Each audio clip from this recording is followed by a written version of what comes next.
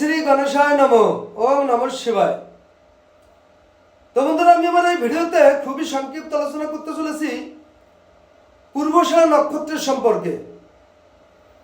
আমরা সকলেই জানি নক্ষত্রের নিজস্ব আলো আছে, তাই নক্ষত্র থেকে আমরা আমাদের লাইফের প্রচুর শুভ শুভ ফল পেয়ে থাকি।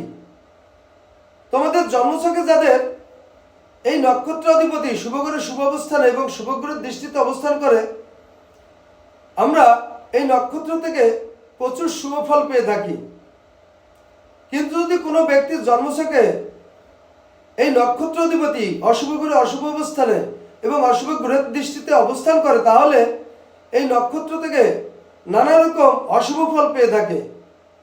তো আমি আমার এই ভিডিওতে পূর্বাষাঢ় নক্ষত্রের সম্পর্কে সংক্ষিপ্ত আলোচনা করতে চলেছি। পূর্বাষাঢ় জাতক জাতিক এরা সাধারণত খুব প্রিয়ভাষী হয়ে থাকে। এছাড়া এই পূর্বাষাঢ় নক্ষত্রে যাদের জন্ম, এরা প্রচুর জনপ্রিয় হয়ে থাকে।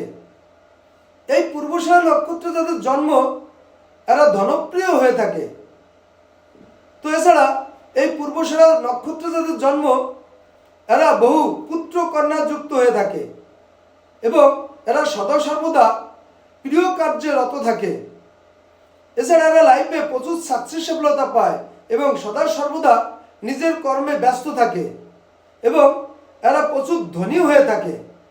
তো বন্ধুরা, এই ছিল পূর্বাষাঢ় নক্ষত্রের সম্পর্কে সংক্ষিপ্ত আলোচনা। নমস্কার।